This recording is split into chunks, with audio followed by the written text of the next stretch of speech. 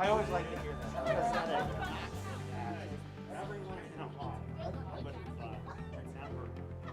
A little bit, that would have been so much.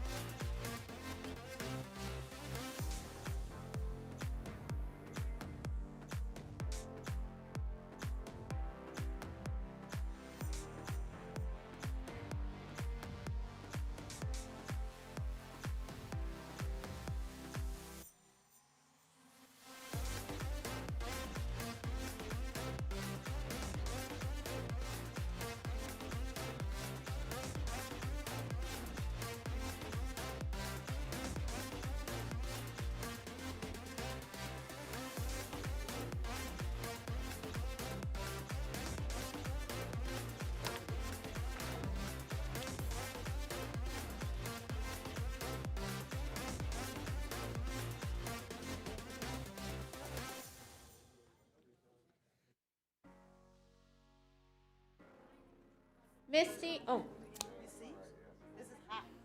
No, it just turned hot because.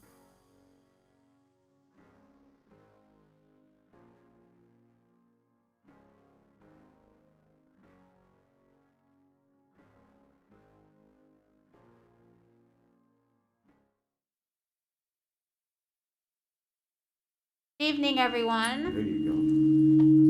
That helps.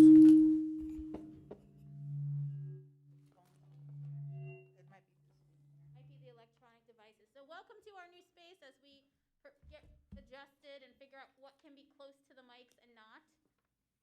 All right. It's President Adair. I am calling our August 3rd, 2021 meeting to order. Will you please call the roll? President Adair, Present. Ms. Beckerly, Present. Mr. Brown, Here. Mr. Cole, I am here. Dr. Pierce, Mr. Ragland, Here. and Vice President Reyes. Here. You have a quorum, Madam President. Thank you so much. This evening, we're going to have the Pledge of Allegiance from one of our new principals, Miss Cooper, who is at Woodcrest Elementary School.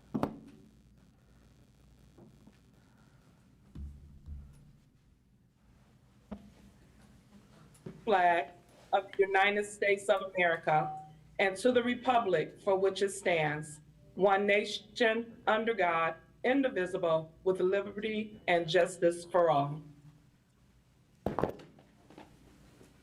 Thank you so much, Ms. Cooper. Before we begin the meeting and adopt our agenda, I want to let everyone know that we spent a lot of time over the weekend as a board in a retreat talking about governance. And before we left on our break, I mentioned that things are going to start to look a little different and feel a little different from us as a governance team. And so as we start the 2021 school year, I just want to remind everyone of that. And this will be a process. It's going to be something we're all going to be working towards together. And there will be some maybe bumps along the way, and you will get to experience this along with us. But we are committed to having a student-focused model of governance. So as we continue our work and as we continue to hold more retreats and more practice, you are going to start to see how we are truly going to align with our goals and guardrails and the strategic mission and vision of this district. And I want to tell you, we are excited. We know that this is going to make a difference in the lives of our students, our staff, and our community. All of this stems from the work that we've done as a community pre-pandemic, if you can believe it, when we started the Portrait of a Graduate. And we have continued that through our goals and guardrails. The superintendent and her team are continuing that in the strategic plan. And we as a community are doing that right now through our facility master plan process. We are very excited about the vision and our future for this district. I want to thank my board colleagues for really putting the time and commitment into this. This is going to be a big shift for us, and I think we are all very excited and pleased by our progress. So more changes to come, more changes in future meetings, a different look and feel to our agenda, a different way we engage you, the public, a different way that you are going to see us conduct our very important business. So I wanted to let everyone know as we begin this journey in the 2021 school year that things are going to look and feel a little bit different as we kind of move forward. So thank you for that. And with that, board members, we do have our agenda in front of us. Let's go ahead and review it. We have public comment this evening from 4 individuals. We are expecting a report from our superintendent. No report from internal auditor or treasurer. We have some items on board matters. We have a consent agenda full of very important items. And then we will end on announcements. We have no executive session planned this evening. Is there a motion to approve the agenda? So moved. Second. Second. Are there any changes, comments, additions to the agenda? Seeing none, please call the roll. President Adair, Yes. Ms. Beckerly, Yes. Mr. Brown, Yes. Mr. Cole, Yes. Mr. Ragland? Yes. Vice President Reyes? Yes. Motion carried. Thank you so much. We are going to go ahead and move into our public comment. This will be one of the items that we're going to be adjusting as we move forward. Our last meeting, we practiced moving some things around on the agenda. And in our next meeting, we anticipate that only public comment that is on agenda items will be at the front, and public comment on other items will be at the end, similar to what our city council does. Today, we did not make that change, so everyone will be speaking at the beginning of the meeting. Our public speakers can also participate remotely or in person. We decided to keep that option available because we thought that that was very efficient for the people who wanted to speak, so they have the choice. You have the choice. We also, in our meeting, our retreat, took a deep dive into the idea of public comment versus public engagement. And we as a board are very committed to public engagement. And we understand that in a board meeting, this is not the ideal place for public engagement. So the title is public comment. So we are here to hear your comments as the community. And we are committed to amping up our public engagement efforts across this district in a regional capacity as a full board. And we're really excited about that. Okay, so let's go ahead and move into our public comment section. Each individual will have 4 minutes to address the board. It's my understanding that our first speaker who signed up is actually now unavailable to speak. So we are going to go ahead and move to our second speaker, who is Lois Carson. Topic, personnel hiring. Action, requested, reconsider not hiring additional administrative staff without meeting the needs of classified staff. President Carson, I believe you're here in person. Good evening. Good evening. Can I remove my mask while I speak? Sure. Thank you. Good evening, Board Member Adair, Vice President Reyes, Board members, Dr. Dixon, Treasurer and Internal Treasurer. I am here to speak about the hiring in the district. On tonight's agenda, you have 9 new jobs and 30 promotions or title changes in positions over the level of a principal at over $4.5 million. That does not include the benefit package they will receive. And we did not even add in the cost of principals that will be boarded tonight. My concern is how some of these positions will continue to be funded when the money's gone. In the past, the district has cut lower level staff to keep upper management staff. We truly understand that we need academic staff to run an education district, but we also need operation staff. In the district's April 2021 General Fund Personnel Budget request, I saw almost 259 requests for personnel over the next 5 years. Only 12 of those requests were for classified staff. Let me say that again. For the next 5 years, in the General Fund Budget request that was done in April, there was a request for 259 additional staff members, only 12 being classified. It seems that departments would rather contract our work out than hire qualified staff to do the work. For example, hiring outside companies to power wash buildings, to do landscaping, to do snow work, to drive kids in contract vans, contract cars, or even contract companies for busing. All of this work we could do if we had enough manpower. I am confident that we would be a lot cheaper than some of these contracts. We really, in this district, could use additional custodians. Yes, before you say it, you gave me 67 custodians for 21-22 school year. But look in your legislation tonight and you will see that only my folks are posted as limited personnel. So yes, I got 67 additional custodians at a limited for 1 year. None of the other postings are limited for 1 year, only the 67 classified custodians. We were told some time back that more nurses would be hired. No, the nurses aren't in my bargaining unit, but what they do impact my folks. The secretaries and instructional aides, When there's not a nurse in the building, they are the ones responsible to administer the medicine, to keep track of diabetics kids' food counts. To do all that a nurse would do, it's put on the shoulder of a secretary or an instructional aide who learned this, how to do this, off of watching a schoolwork video compared to a qualified trained nurse. I have concerns about that. I could give you numerous examples of the need for additional staff, but my hope is you understand the need and respect the work that we do. This past school year showed us all that we receive very little professional development. When I asked the district to use contracted tuition reimbursement funding that was not going to be spent all up to do some summer workshop training this summer so that we could teach some classified staff the basic skills of how to open your emails, how to do Zoom. I was told by someone in HR that we didn't have the bandwidth. We don't have the bandwidth to do professional development for maybe 50 to 100 classified staff members using funding that was already granted to us contractually. When we were at home working, we used our own internet. We used our own computers. Some people had to beg administrators for computers.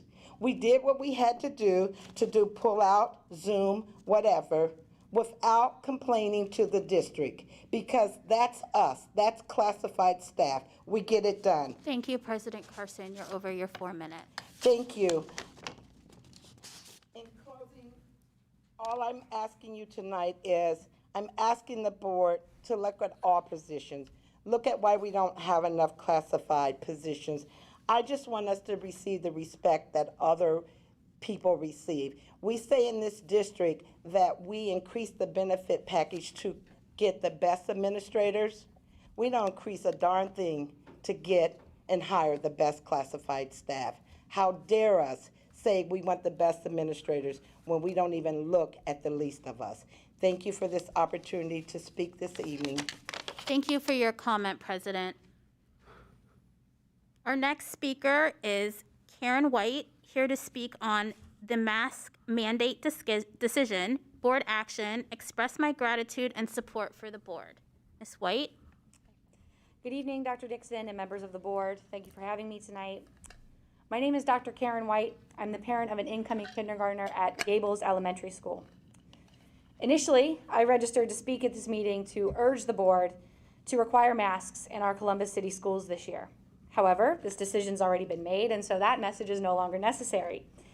Instead, I'm using this opportunity to say thank you and express my sincere gratitude to the board for leading Central Ohio schools in requiring masks for students and staff this school year.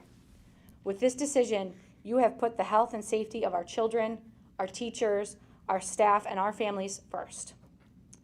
I know that we all want students in our buildings whenever possible, and this mask requirement is the first step to keeping our children and our staff safe and in school buildings for the 2021 and 2022 school years.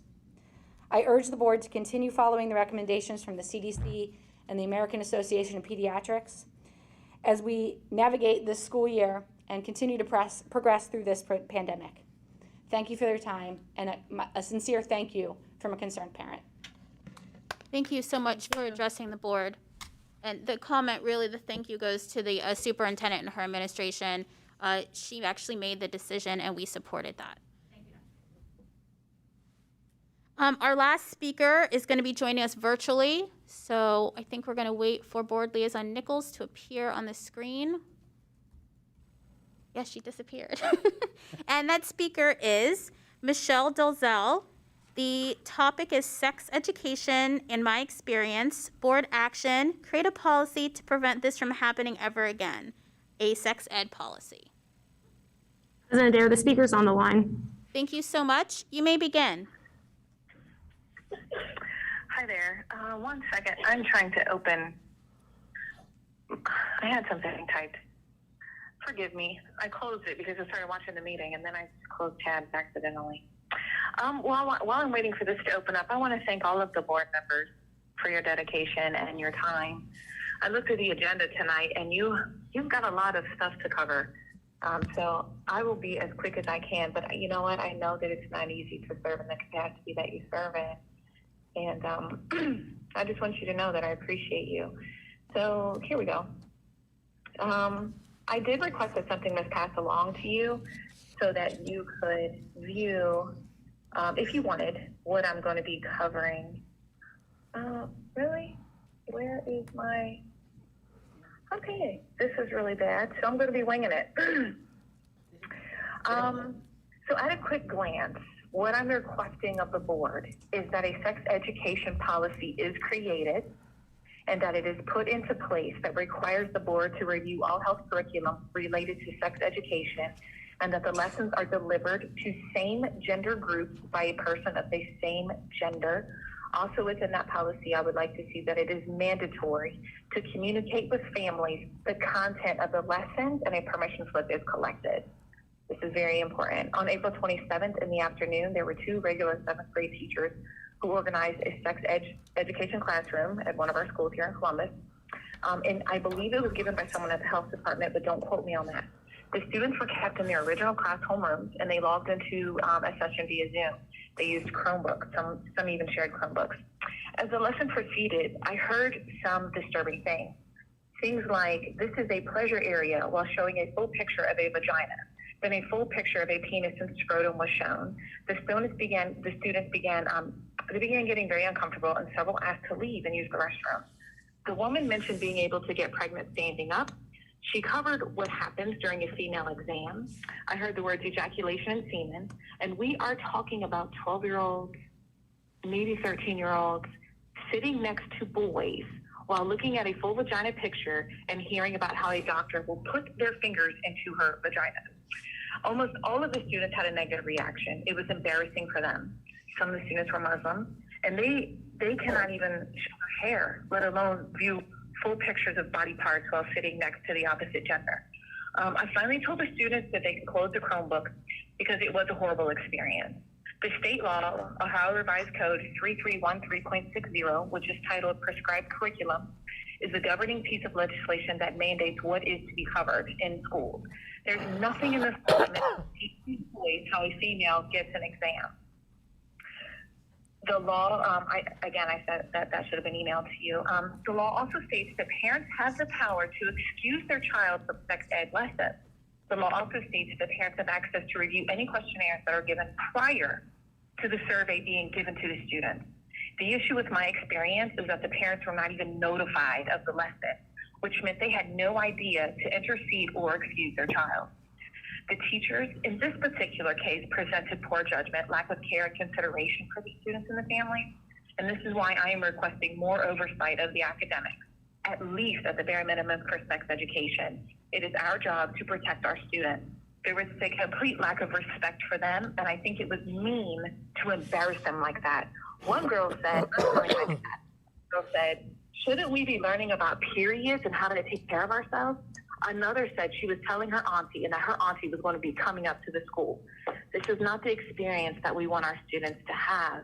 I'm leaving out a lot of details just for the sake of time. I just wanted to get this basic idea across, this request across, and just, I wanted to skim through the experience just to highlight, some of the things that these children and these students experience. I'm very, very, very much advocating for this to never, ever happen again to these students. It was very embarrassing. It was traumatizing. It was unfair. It was mean. I did send an email to the principal, or actually to the counselor, and she did make a change, and they did separate the boys and the girls. So the boys were in one room, girls were in another, and they did find a male teacher to be in the room with the boys, and a female teacher was in the room with the girls. But I should not have had to email anyone for that to have already been in place. So I just want to make sure this doesn't happen again to anyone, to any of our students, any of our teachers, any staff, to anyone. And we also need to have respect for our parents, and we need to keep them involved, and they need to know what's going on, especially with things like sex education, which is such a very personal thing. Thank you so much, Ms. Delzell. You're over your 4 minutes. We do appreciate this public comment. I know our superintendent was taking notes. That concludes public comment for the evening. We do appreciate the comments from our public. All right, let's go ahead and move into the agenda. I'm actually going to turn it over to our superintendent for her executive report. Madam Superintendent. Good evening and welcome back, everyone. I hope everyone had a restful and safe July recess. It has been a very productive summer for our district. On July 23rd, we wrapped up our innovative hands-on summer experience. So we began with 8,100 students, but our end total was 7,600 students representing all grade levels that participated in 6 weeks of fun. So we realized that some students were in and out because of family vacations. But the project-based learning that was interactive, enriching, and engaging. Special thanks goes out to our partners, including COSI, the City of Columbus Recs and Parks, Franklin Park Conservatory, the PAST Foundation, and the Quarter Institute. Thank you for partnering with the district to provide challenging design projects for our students and teachers who made this summer in CCS a summer to remember. To read more about our summer programming, please visit our website, ccsoh.us. Last week on Thursday, July 29th, we welcomed back students to the district's year-round school, Woodcrest Elementary. The gray skies and rain didn't dampen the spirits of the teachers and community partners who came out to welcome each and every student. Later this summer, on August 14th, we will hold 2 graduation ceremonies for our 2021 seniors who needed a little extra time to cross the finish line. Our first summer graduation will be held at noon on August 14th at the new, completely renovated auditorium at Briggs High School. Another graduation ceremony will be held at 2 p.m. on August 14th at East High School for the remainder of our summer graduates. A special thanks to the teachers and administrators who kept the hands-on learning lab open an extra 2.5 weeks for students, seniors at Columbus Afrocentric Early College if seniors needed a little extra help. If you have not enrolled your child or children in school, it's not too late. The District Central Enrollment Center has extended hours for appointments only in August and September. Central enrollment is open Monday through Friday, 8 a.m. to 4:30 p.m. For during August and September, you can make an appointment Tuesday through Thursday, 8 a.m. to 7:30 in the evening, and on Saturday from 8 a.m. to 4:30 p.m. When the 2021-22 school year begins, students in all grades will be in school for in-person learning 5 days a week. Health and safety protocols and COVID-19 mitigation strategies that were implemented last school year are recommended to continue to the greatest extent possible for the 2021-22 school year, including ventilation, filtration, and outdoor air exchange and flow. Here are the other health and safety protocols that will be followed at district school sites and buildings. Masks are required for all students and all staff with or without vaccination. This includes in all school buildings and all administrative sites and on all school buses. At least 3 feet social distancing will be maintained in all schools when practical. Frequent hand washing and hand sanitizing, and hand sanitizer will be available in all buildings and all classrooms. Water fountains will not be used. Bottled water will be provided, and the use of refillable water bottles is encouraged. School visitors will be restricted to parents and guardians and the district students' support partners. All visitors will be required to wear masks. Masks are not required outside of the building.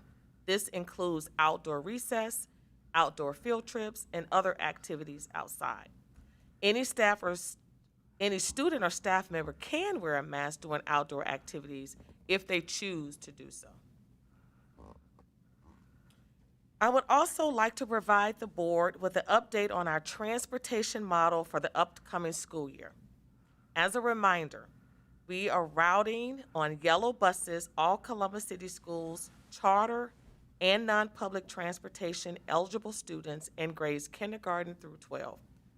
We've already started transporting students to and from Woodcrest Elementary, along with other charter and non-public schools.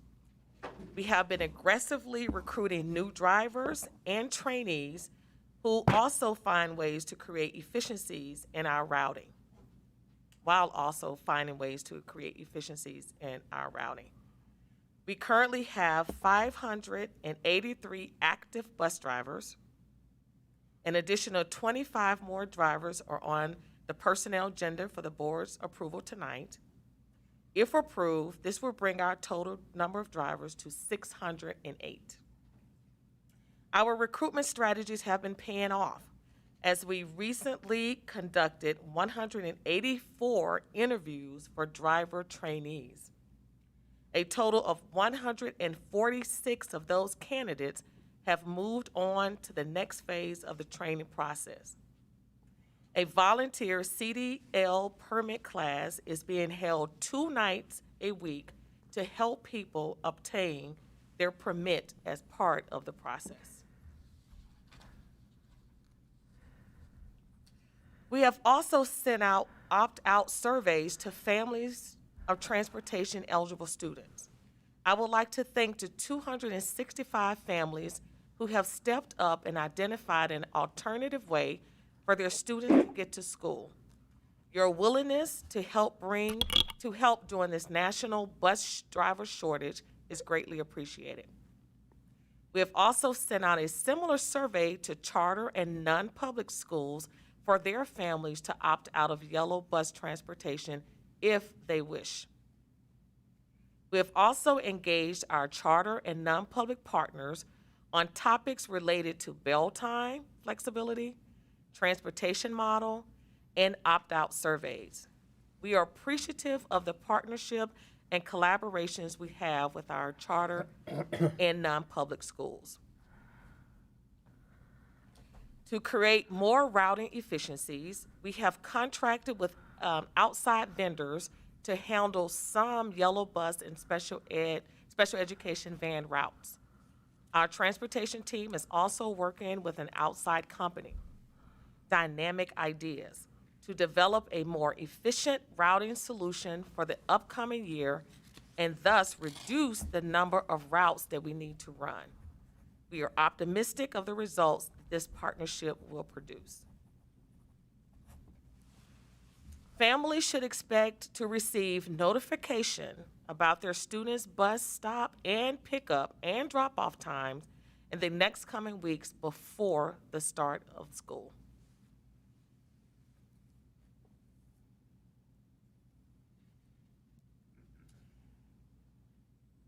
Switching the screen. So this morning, I had an opportunity to provide a welcome back message to all of our school leaders. I cannot overstate the importance of our principals and school administrators for the great work that they do in our buildings and the leadership they provide day in and day out. We have a number of new principals to the district, and we're excited to welcome them to the CCS team. Many of them are here tonight.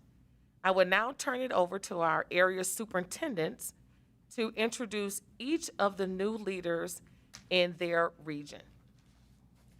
First is Region 1 and Area Superintendent, Mr. Scott Nelson.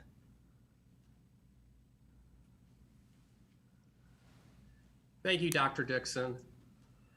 I am pleased to have the opportunity to introduce Dr. Joan Busey as the new principal at Starling Pre-K-8 School.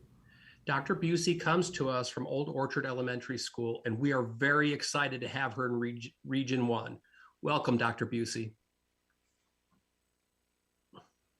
Thank you very much. Good afternoon. I'm here and excited to announce the new administrators, principals for Region 2. The first person on our list From Columbus, Iota, for the principal position, we have Michelle Martin. Michelle was selected as the principal of Columbus, Iota. Last year, she served as the assistant principal at Columbus, Iota. Joining her as the assistant principal is Matthew Holmes. Matthew last year served as a leadership intern in the district. Welcome, Columbus, Iota team. Next, we have Katina Perry. Katina Perry will serve as the principal of Fairmore Elementary School. Katina last year served as a leadership intern within the district. Welcome. Next, we have Johnson Park Middle School. Leading Johnson Park Middle School this year will be Stacy Rouse. Stacy Rouse served as an assistant principal at Linda McKinney last year. Joining her for her assistant principal will be John Blackstone. John Blackstone is new to the district. John served as an assistant principal with Groveport Madison High School. Welcome, Stacy and John. Next, for Old Orchard Elementary School, we have Rachel Palmer. Rachel Palmer will serve as the principal of Old Orchard. Rachel served last year as the assistant principal for Old Orchard, and joining her as her assistant principal will be Shanika Drennan. Shanika served as a leadership intern in the district last year. Welcome, Rachel and Shanika. Joining us in an assistant principal role at Scottwood Elementary, we have Shatoya Wilburn, and Shatoya served as a leadership intern in the district last year. Welcome, Shatoya. We also have Cheryl Hernandez. Cheryl Hernandez served and will be leading Shady Lane Elementary School as our principal. And Cheryl served as an AP assistant principal at Sedalia Elementary School, located at Groveport Madison. Welcome, Cheryl. And one more, we have Stefan Frazier. Stefan Frazier will serve as a new assistant principal at Sherwood Middle School. Stefan last year served as an assistant principal at Scottwood Elementary School. Welcome, Stefan. And last, we have Yolanda Cooper. We're excited for Yolanda. Yolanda is the new principal at Woodcrest Elementary School. Last year, Yolanda served as the principal of Richland Island Academy, a K-6 building in Hamilton County in Cincinnati. Welcome, Yolanda. Welcome all new leaders to Region 2. Thank you.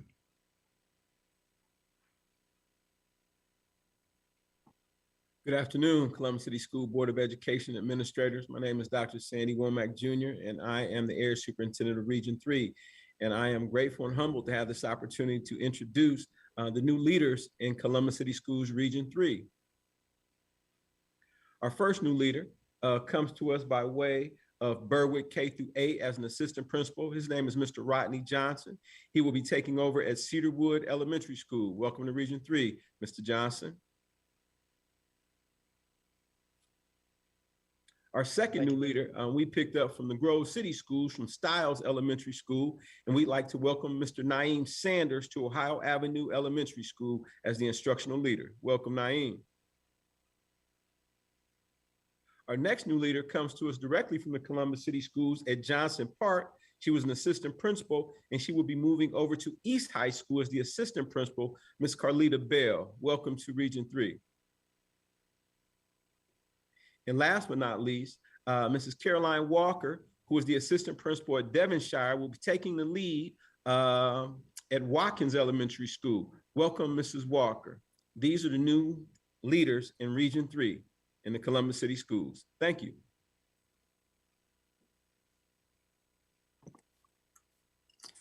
Good evening. I am Keith Harris, and I'm the Area Superintendent for Region 4. It gives me great pleasure to introduce the following leaders in Region 4. First, we have the new principal of Columbus Spanish Immersion Academy, Ms. Ashley Beasley.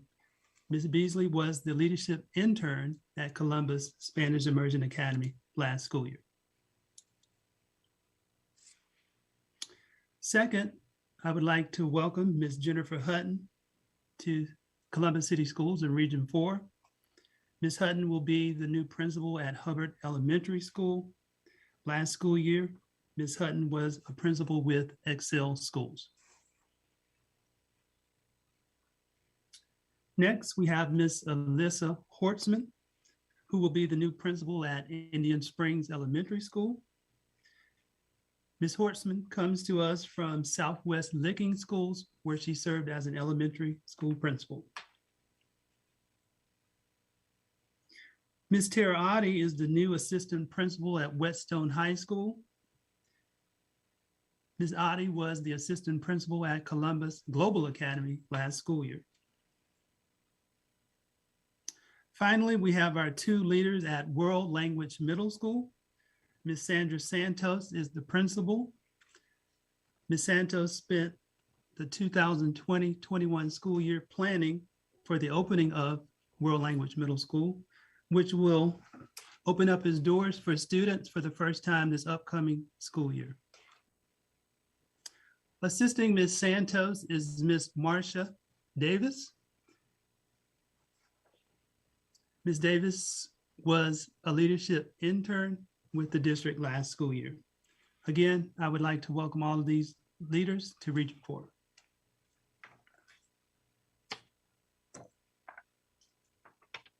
Good evening, everyone. I'm Diane Agnes. I am the Area Superintendent for Region 5. It is my pleasure tonight to introduce you to our 3 new administrators in Region 5.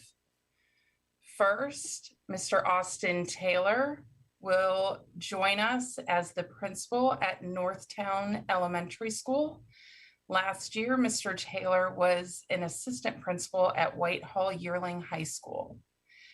Next, Ms. Laura Schroyer will be the new assistant principal at Mifflin Middle School. Last year, she served the district as a leadership intern. And finally, joining the Blend Ed team as the pre-K through 8 principal is Mr. Rob Losi, and he is coming to us as previously as the principal at Hubbard Elementary.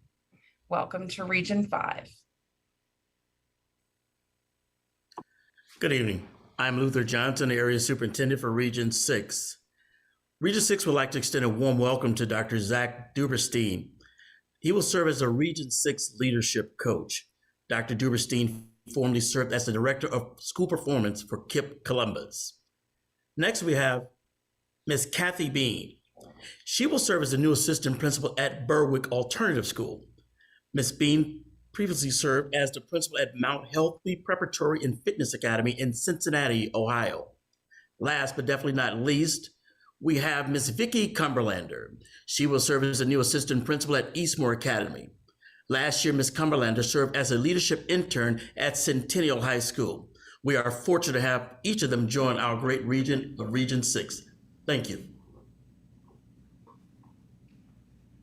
So there are a number of new leaders currently still going through the HR process, and we expect to have those appointments finalized and announced soon.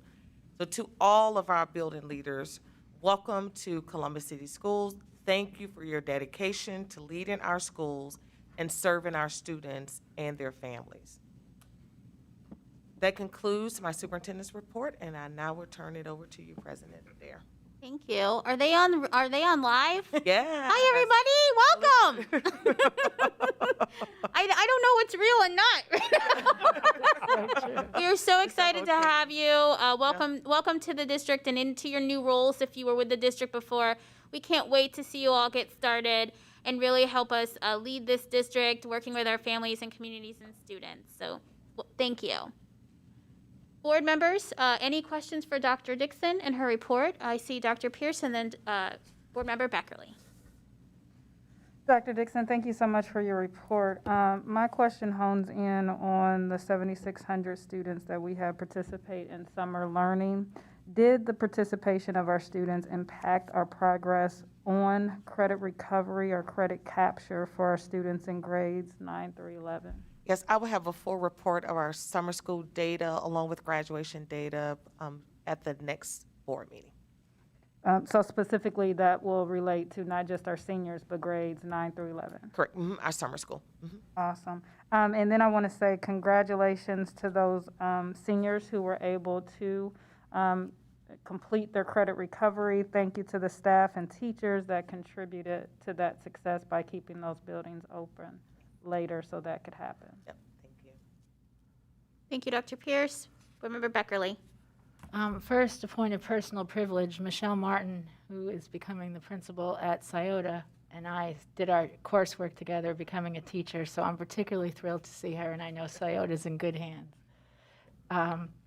Couple of questions about transportation, and I think maybe I must have missed this somewhere. But we now are expecting to have 608 drivers. Is that enough? No, it's not enough. So we still have some recruitment processes going as we speak. And we're planning on using yellow buses in some form or another to get the kids. So we're not. And the next question I have is, and I don't know if this is an issue or not, but or if this is possible or not, but I know in the past we haven't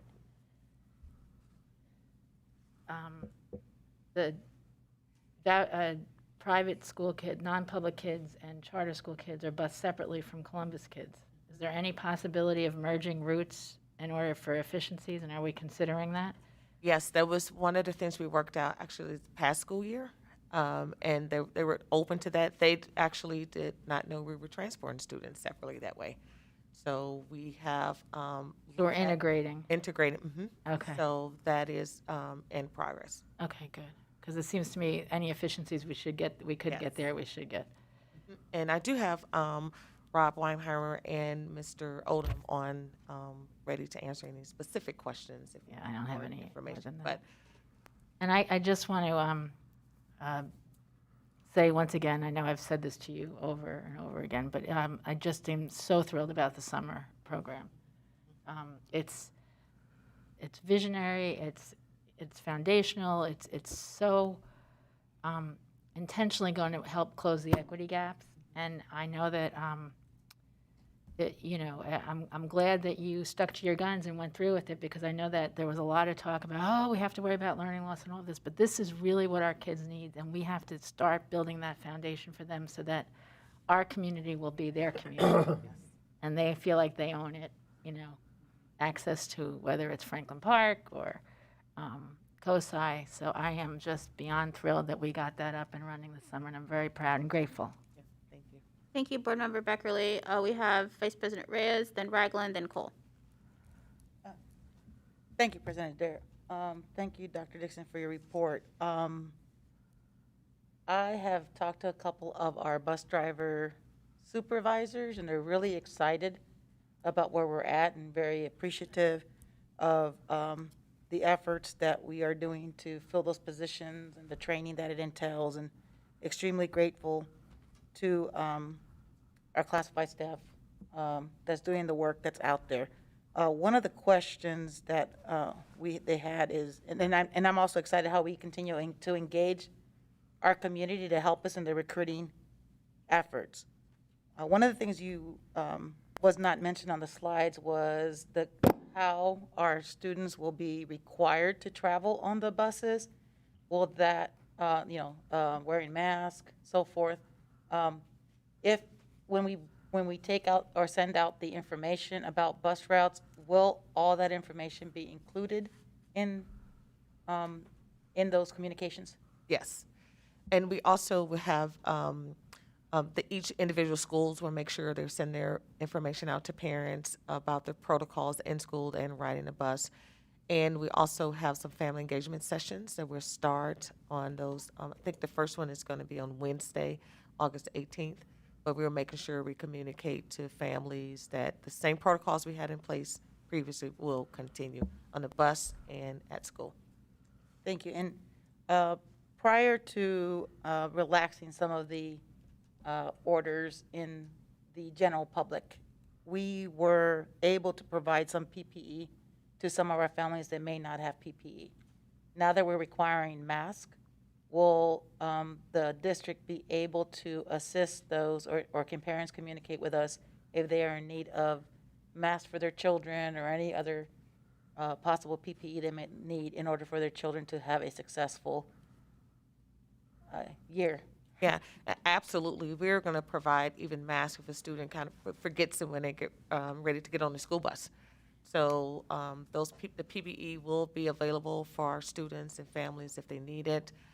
We just want our families to know, just make sure students bring those Chromebooks and bring those Chromebooks charged. Right. So to school every day, but we don't We want, got the mask. right, we don't want supplies to be a barrier for their academic success. So whatever families need, please reach out and contact your school principal so that those supplies can be provided for you. And my last question, Dr. Dixon, I don't know if our community partners have been communicating with the district about the back-to-school supplies that are available in the district. Is that something that would be useful for the district to receive? Obviously, we all know that Channel 4 is doing a book drive, but my agency has been receiving a lot of communications of community partners providing back-to-school supplies for certain subgroups, certain areas of town. Is that something that our community is communicating back to our district so that we can send out to our parents? Yes, I know that Scott Varner, who is leading the family engagement strategy, is working to ensure that families have access to those supplies. We know it's going to be different than it was in the past because we're utilizing technology as a lever. So where in the past students needed a lot of notebooks and pencils, now the main thing is that Chromebook. So we're sure backpacks would be a good use, and maybe some covers for the Chromebook, protective covers for the Chromebook, et cetera. But yes, family engagement is coordinating that through Scott Varner. So if I'm a nonprofit organization, I should contact that department? Yes, just contact family engagement executive director Scott Varner and he's on our website, ccs.oh.us. Perfect. Thank you very much. Thank you, Vice President Reyes. Board Member Ragland. Thank you, Madam President, and thank you, Dr. Dixon, for that excellent report. I want to congratulate you on the summer experience. It took a lot of guts to make that change for summer experience, and it seems as if the community responded very well to that, and I'm really, really proud that we were able to pull that off the way we were. Our summer graduates, how many summer graduates do we have? I don't have that. Okay, that's fine. You can get that to me. Yes. I'd like to know just how many of our young people stood the course and stuck around, and we're really, really proud of them. My next question concerns our CDL class, and maybe you don't have the answer, but our transportation team might. You said that we are conducting classes 2 days a week. Do you know where those classes are being conducted? Let's see. Mr. Odom, I know he is on, or the Dr. Stanford or Rob Weinhammer. Can one of you please respond to that? Yes, Dr. Dixon, to Board President Adair, to Board Member Ragland. Those classes are located at a Moeller Transportation Center, which is on the south part of town, which is 1560 Moeller Road. Okay, thank you for that. And are we still accepting folks that would like to sign up and try to get some of those jobs that are still available? You speaking of transportation? Yes, sir. Yes, sir, Mr. Odom. Sorry about that. Yes, sir. We're always accepting applications ongoing. And those classes that you spoke of, I'd like to report, these are individuals who have not even put in their application, who are coming in and taking the class to prepare to take their CDL. So we're encouraging those individuals also continue application. So it's open for all and everyone who's interested in learning about preparing for their CDLs, so Yes, we can sir. prepare them to pass the test and be drivers. That's very important. And what is the best way to contact the HR team or whomever is conducting signups for those classes, Mr. Odom? So I can't speak HR's number, but you can contact our transportation department at 365-5074. We can give you all the information you need about that. And then I can't speak to transportation, what they make, but for the CDL, that's what we can do. Okay, so that's 614-365-5074. That's correct. Okay, thank you. Yes, sir. Yeah. Mr. DeFabo. How are you, Mr. DeFabo? Hi, everyone. We're hiring. Right, yes, sir. We're going to keep hiring bus drivers until we have enough, so you don't have to worry about that. You can go online, CCSOH jobs, It's our website. We have a link right in the top right-hand corner. We have a new website, actually. So Yes. you go to the right-hand corner on top, it says Jobs. Click on that. It's going to take you to our jobs page, and you'll see transportation. Go ahead and click on that, and it'll take you into our application process. So we're going to hire. We have jobs. If you want to come work for us, come join. We want you here. Mr. DeFabio, I wanted to make sure I told the board the right, correct information about the number of drivers. They asked me, how many do we need? I think that originally our projections were we needed somewhere between 100 and 150 new drivers. I think what Maurice can say this more readily than I can, but I think we capped out around 750 drivers as our max pre-pandemic. I think it was 723. I think the number was right around there. 765 pre-pandemic. What was that? 765 pre-pandemic. 765. 765 drivers. So we got a ways to go. We're going to keep hiring again until we have enough. I think the superintendent said earlier we have over 150 interviews that we've been doing. I want to be very clear with everyone. We have processes that we have to go through. For these, there's a whole external component when it comes to getting the licensure, just the permit licensure. But Maurice and his team are fantastic. They're doing coaching. We have our groups doing coaching just to get candidates through the process, and we're going to keep making sure this is really white glove because we know we need our bus drivers. So we're going to get there. Yes, we're going to keep going, and we're not going to stop until we have enough. Thank you, sir. And a special shout out to both the Dispatch and Radio 1. They've been running HR ads for us for quite some time, and they're doing that consistently throughout the day. You can see them all over the place on social media and both of their websites too. So very good strategy, and congratulations on that as well. It's been pretty effective from my understanding.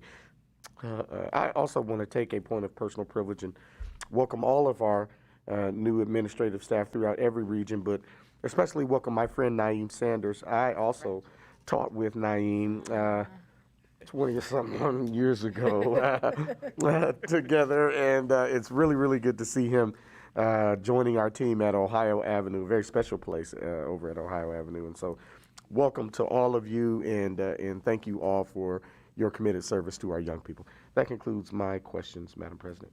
Thank you so much, Board Member Ragland. We'll go to Board Member Cole. Thank you, Madam President. Thank you for the presentation this evening, and also welcome to the bonds to our new administrators, and most greatest wishes for best success, not just this year, but onward. I have a couple of questions just around transportation again. Okay. Just to get a clear idea of, you mentioned the number of current drivers we have and the 147 some odd that are in the pipeline. What does this mean for our seniors, or excuse me, what does this mean for our high school students, 9 through 12? I just want to be sure where we are with being able to transport them, those who are eligible for bus ridership. Right. So I'm going to have Mr. Odom come back on, or either him or Rob, to kind of talk about the strategy we have with routing, because they're in a different time. So I just want to make sure, Mr. Odom or Mr. Weinheimer. I'll take those questions. Thank you. Dr. Dixon. To President Dare, the board member, we're in the brain freeze. Cole, thank you. I'm sorry. To Board Member Cole.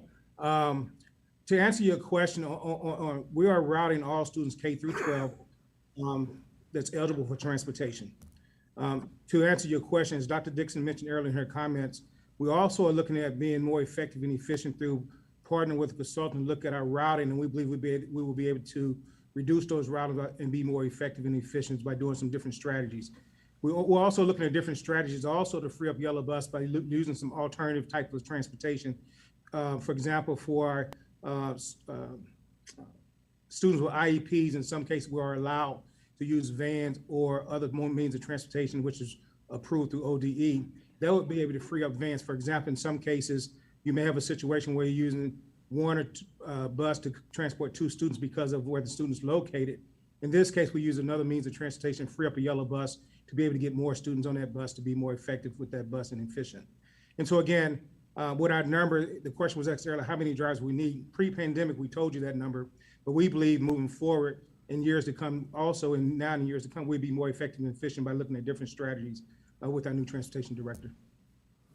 Thank you for that. And just on the question of students who have opted out for using the yellow buses, how many students have opted out? I think there was 265 families. I'm not sure how many students that equals, but I'll follow up with you with the number of students. Thank you. Thank you very kindly. Thank you, Board Member Cole. Dr. Dixon, I just wanted to tell you about summer experience and how we were one of those, we did take a break. Sorry, she had to go do another dance thing associated with school, but I made her take the assessments. Good. Made her, she was mad at me. And I want to tell you, reading scores went way up. And she was so proud of herself for that. She talked about it for days. And so that's the power of what this did. She didn't even know she was learning. She literally was having fun every day. There you go. So congratulations on summer experience to you and your whole team and all of the teachers and the staff that were on site, all the partners. I think it's going to pay off. And I think we're going to see that this fall. So congratulations to everyone. Thank you. Absolutely. And all those administrators, Emma Corbin and the team, the academic team, the principals, this is amazing. But it tells you the power when we change the narrative. And we purposely were not going to even title it summer school. Right.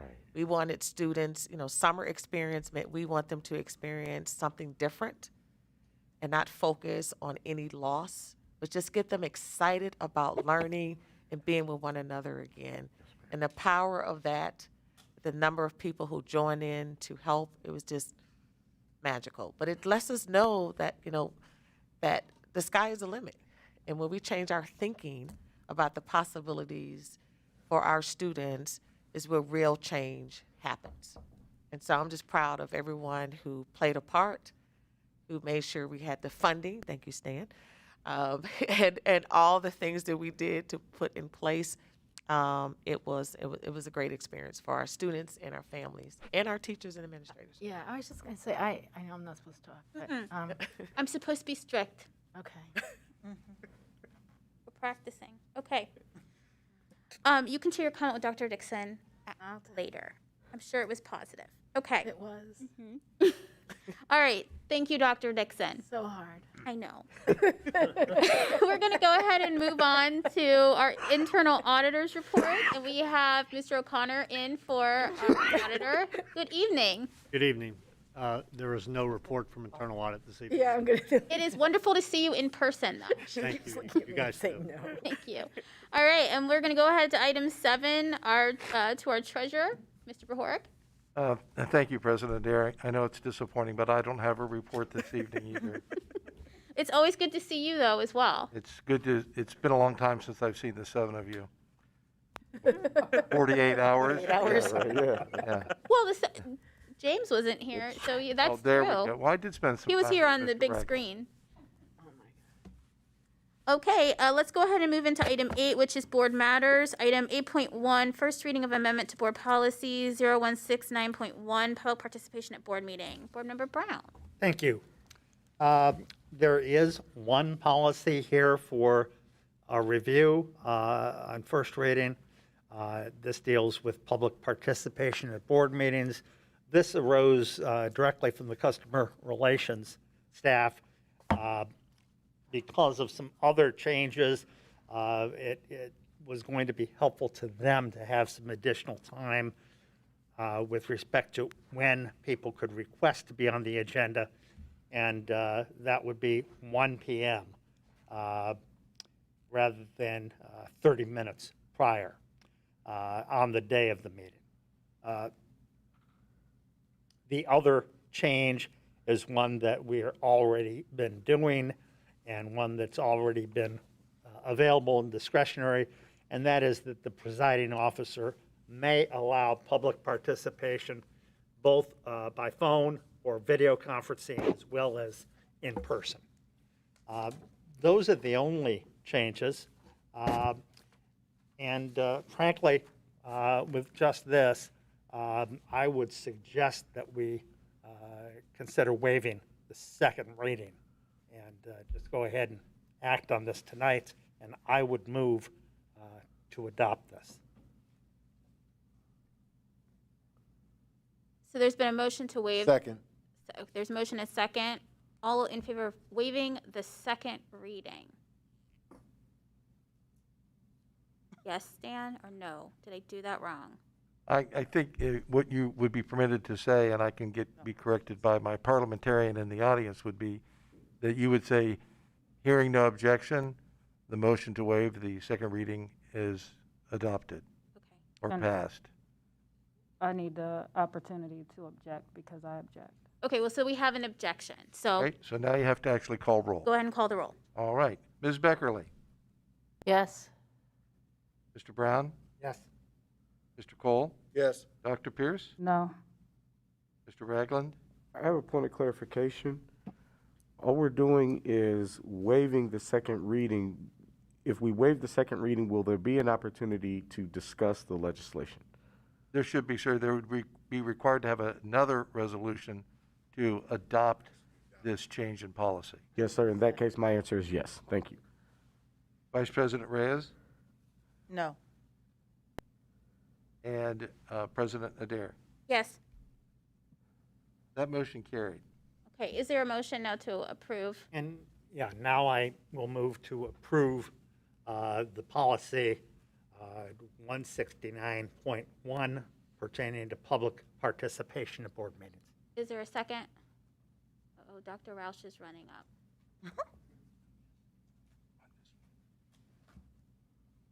We okay? We get a second on that? Is there a second? I second. Oh, I'm sorry. okay. Board Member Ragland seconded. Okay, now we can discuss. Any discussion? Yes. Board Member Ragland. Thank you. So I do have some concerns on this. I understand that there's a need for change. Seems like quite a bit of change all at one time. We're getting back to in-person meetings, but now we've moved locations to a different place. I still think that we've got to do a better job of communicating that to the public about where we are in this new dynamic. The move up of the time to 1 p.m. is probably my biggest concern. Understanding that traditionally it's been later because we have given parents and other community members enough time to get off work if possible and come down to see us in order to sign up. And that's why the half hour before the meeting made sense. If the goal is to make things more comfortable for the staff in moving this up to 1 o'clock, I don't necessarily believe that that is enough to make it more uncomfortable for the public in changing the rules and then moving it back to 1 p.m. Now, my question to Board Member Brown, and maybe this might be a Misty question or Dr. Dixon question, can you all please explain how soon individuals who would like to speak can start signing up, i.e., could they sign up days in advance? Also, could you explain whether or not individuals will still be able to sign up online? And if we could get that really kind of articulated publicly, it may help me to be a bit more comfortable with what we're doing tonight. So they can sign up at any point in time. We've had some people sign up like 2-3 weeks in advance. As long as they email customer relations or call them, they'll have them on their list. So that, again, that email customer relations, when that process occurs, they get an email back to them saying that they've been confirmed and all of those things. And so, I believe they get a phone call or an email. okay. That concludes my questions, Madam President. Thank you. You might want to stay there, Board Liaison Nichols. Sorry. All right, we have Cole, and then I see Dr. Pierce. So Board Member Cole first, and then Reyes. Thank you. I thought I was before. Thank you, Misty. No, she wasn't. Just a quick question on other alternatives to in-person. Can you explain that, please? So what we've been doing during the pandemic is when they call to basically register to speak, they let customer relations know if they want to do virtually. Now we're offering it virtual or in person, so they'll let them know if they want to speak virtually or in person. Customer relations will let me know, and then I contact them to give them kind of what occurs day of the board meeting, just so they're aware that I give them a call, and then that's how they'll kind of phone in to you guys. Thank you. And that includes by phone as well, yes? Correct, yep. Thank you very kindly. Dr. Pierce? Thank you so much. So in addition to questions around the timing, the language within this bill does not align with, the language within this policy does not align with the process which is being explained by our board liaison. So I have issue with the language that is used within this policy.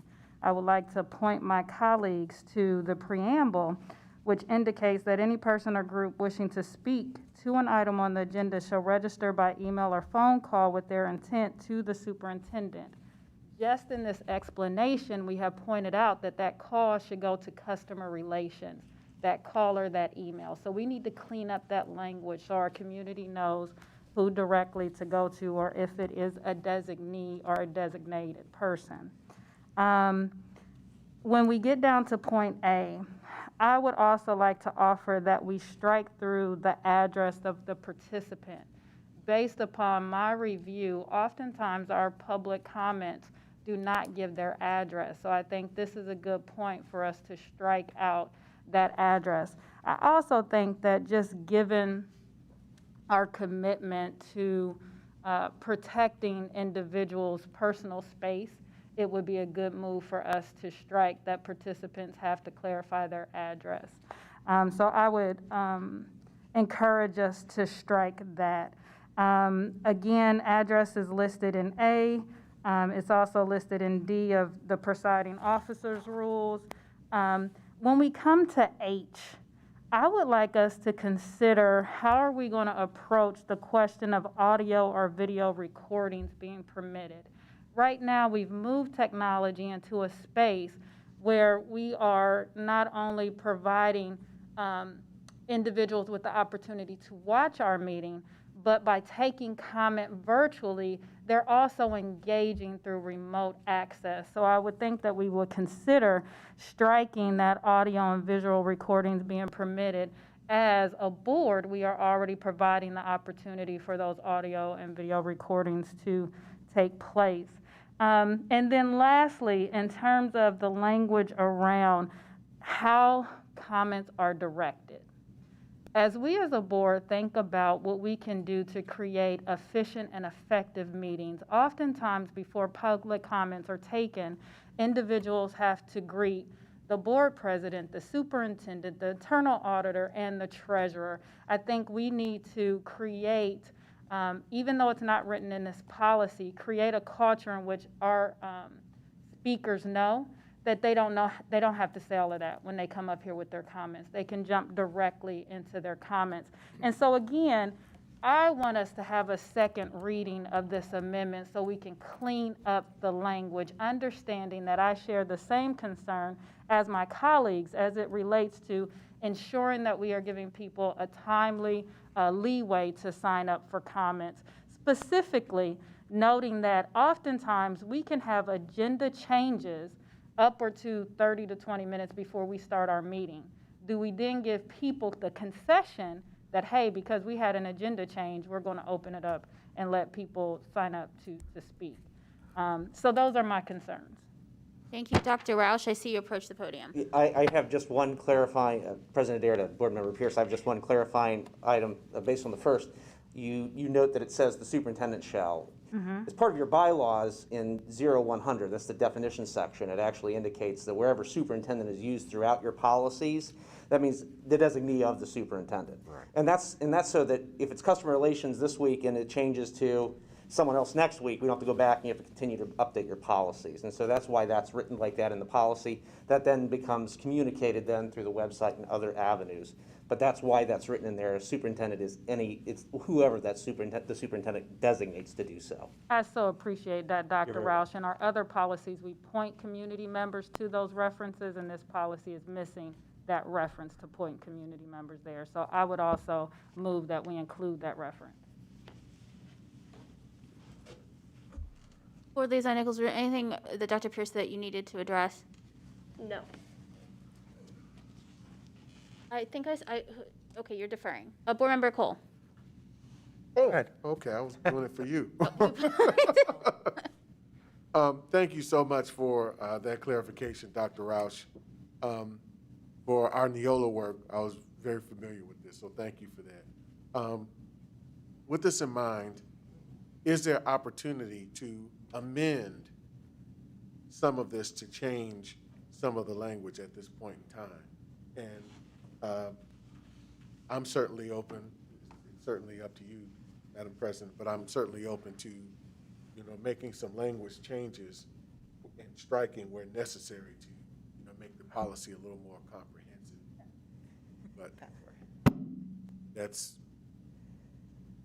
are there any recommendations other than what you just provided? So it sounds like we actually have a lot more than we thought we did. Right. So I would Yeah. actually like to move to table this discussion and have, let me appoint a small subcommittee to work on it and bring back recommended changes to the policy committee, I guess. I was looking at Dr. Roush, but I'm not sure. So we'll do, Dr. Pierce, will you sit? Brown, will you sit? Cole, will you sit? There we go. Yes. Okay. So I'm going to go ahead and make a motion to table this agenda item. Second. Don't we have a motion on the floor? The table trumps, doesn't it? Yes. You're actually tabling this motion to approve the policy? Yes. So you are correct. So that's our closed comment too, right? Yeah, you're moving to table the whole thing, get it off the table, remove discussion at this point, Okay. and it should come up at your next regularly scheduled meeting. Yes. All right, so this is a vote on the motion to table the motion that was before you, which was to approve the policy tonight. Okay? Mr. Brown? On the motion to table, yes. Motion to table, yes, that is correct. Mr. Cole? Yes. Dr. Pierce? Yes. Mr. Ragland? Yes. Vice President Reyes? Yes. President Adair? Yes. And Ms. Beckerly? Yes. That motion to table carried. Thank you. Okay, we're going to go ahead and move into our consent agenda. This evening, our consent items are items 10.1 to 23.4. Are there any items that a board member would like to remove from the consent agenda? Okay, seeing none. I move to approve the consent agenda. Second. Thank you. There's been a motion and a second. Are there any abstentions or objections that need to be noted?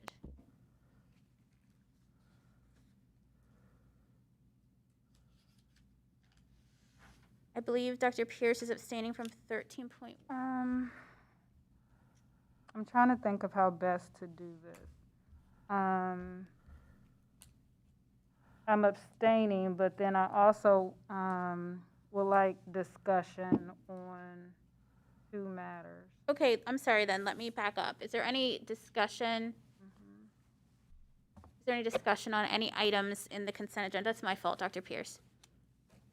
So you would like to discuss. What would you like to discuss? What item? So 16.15. 16.15, authority to purchase parent school notification system for the Office of Transportation from Bus Bulletin.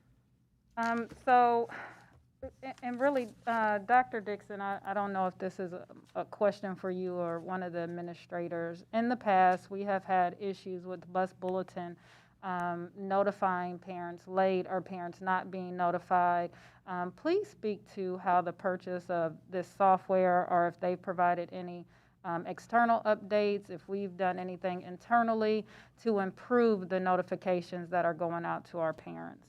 Okay, Thank you. So Maurice Odom, we can bring Maurice speak to this. Thank you, Dr. Dixon. President Dare, Board Member Dr. Pierce. This bus bulletin that you speak of, as you know, is a tool that enables us to notify parents, staff, anyone using transportation of any issues related to bus drivers, bus delays, accidents, emergency, late bus, and those type of matters that may impact the bus. This system, the question is, have we anything new? The system is designed, and what we're planning to do is have.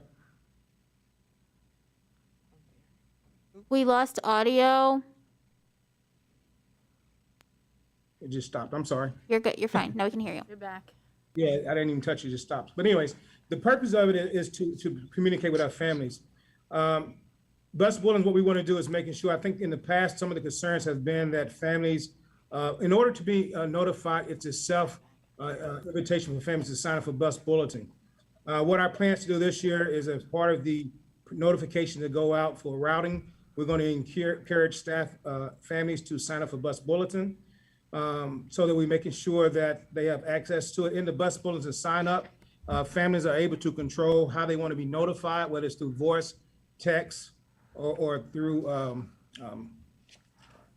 email.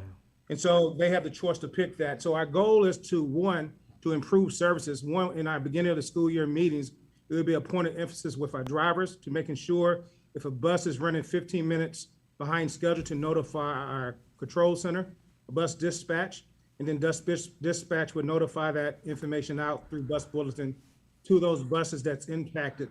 And those families who have signed up for those buses will receive that communication. And the key to it, this is making sure that families are signing up for it. Also, we're going to point families also to our district transportation website. It has all the bus bulletin information on our district website as well, and frequently asked questions that families may have about bus bulletin to be able to sign up for it as well. Thank you so much for that. I know one of the things, Dr. Dixon, that your team was very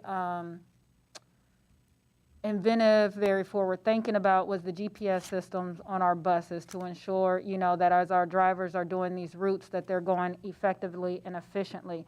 Does this software purchase integrate with that GPS system in such a way that, I don't know, maybe they could even be alerted before the driver sends the text message?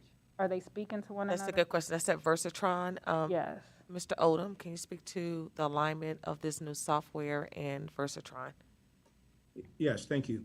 And so our Versatran system, our routing software through Tyler Drive is a different system. Bus Bulletin, we've been using since about 2014. This is the last year of our Versatran services. So those are two different systems. But as we move forward in our years to come, we bid out, we're going to be looking at systems that integrate with one another. But the system right now, they're not two integrated, it's two different systems at this point. Thank you for that. I appreciate that we're forward thinking about that, and that we can at least let our parents know that that's on our to-do list and our agenda. I appreciate that. Mm-hmm. Thank you. Those were all my questions for 16.15. Since this one is in discussion, does anyone else have anything on 16.15? Okay, Dr. Pierce, what was your second item? My second item is 19.1, and the catalyst for this is really the public comments that we got this evening from President Carson. I'm concerned, or I would like to know, what percentage of the contract work is affecting our classified areas?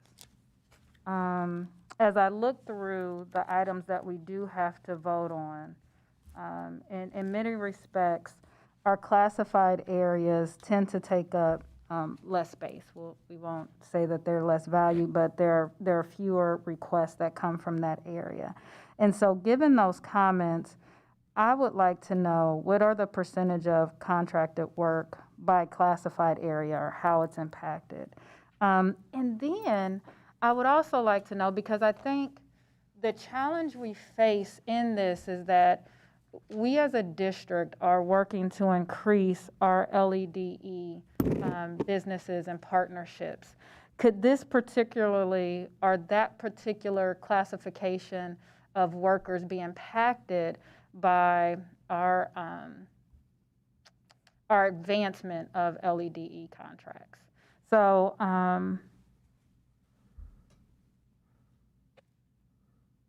that concerns me. I think that's a valid question for us to kind of grapple with as a board. What is the impact of those? Are you asking for the superintendent and team to respond now, or is this a question that you would? I don't think you can respond now. I think you have to go back and really think about that. And I'm sure you'll be fine with how I vote on this tonight, knowing that I've shared my concerns. I've shared them out and open with my colleagues, so you all know as well. But I think this is something that we as a board and as a district really need to dive a little bit deeper into. Thank you, Dr. Pierce. Does anyone else have any comments on item 19.1 personnel? Are there any other items anyone else would like to discuss? Are there any items now that we need to record an abstention or an objection to? Board Member Brown. I will be voting no on certain items. Is that Yes, go ahead. 17.3, 17.4, and 17.5?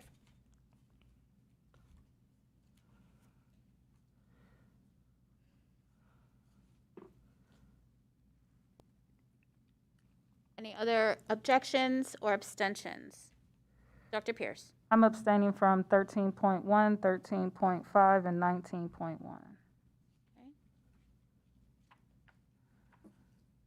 Any other? Hearing none, the consent agenda passes. Yes, I do it As right? so noted, with the noted With the noted abstentions and objections. All right, so now we are moving into item 24, which is board announcements. And remember, board members, we talked about this section a little bit. So, Board Member Cole? Dr. Dixon can give us the name of the individual, but I definitely would like us to have a moment of silence and recognition for our recently passed bus driver. He was in a horrible accident, motorcycle accident. His loss is felt. He apparently was also a former Brookhaven student. Graduate, Can you share that information? Antoine Stewart. And his father was a retired transportation member as well. Nice young man. He was my office aide. And to come back to the district and see that he was a part of the district and a respected young man, and his wife is also an employee of the district too. And along with that, we had some other staff members. You should have an email from Mike DeFabo of some other staff members that we lost this summer.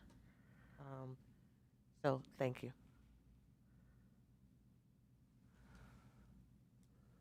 Thank you, Madam President. Thank you. Any other board announcements? Seeing none, thank you. We have no executive session this evening, so all that is left to do is a motion to adjourn. So Motion moved. to adjourn. Second. I guess it's We don't- who? dealer's choice over here. They all want to leave. I guess except for Carolina. Was there a second? Yes. Yes. I have Board Member Cole, Okay. the motion, and Dr. Pierce with the second. Thank you. We are Hearing no objection, hearing no objections. stand adjourned. We are adjourned. Thank you. Thank you all.